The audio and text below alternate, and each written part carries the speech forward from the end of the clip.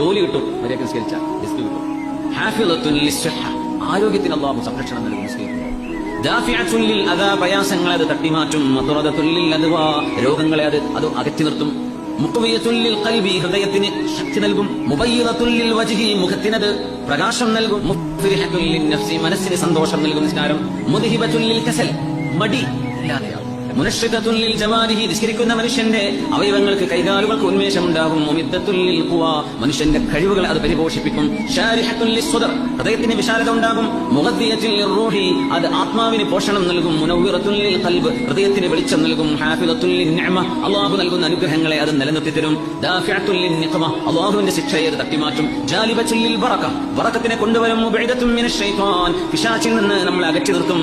മുഖർരിബത്തുൻ മിനർ റഹ്മാൻ, അല്ലാഹുവിലേക്ക് നമ്മൾ അടുപ്പിക്കുകയും ചെയ്യും. ആണ് നിസ്കാരം. നിസ്കാരത്തിന് മഹത്വമുണ്ടെന്ന് ഒരുപക്ഷെ നമ്മൾ ചിന്തിച്ചു കാണും.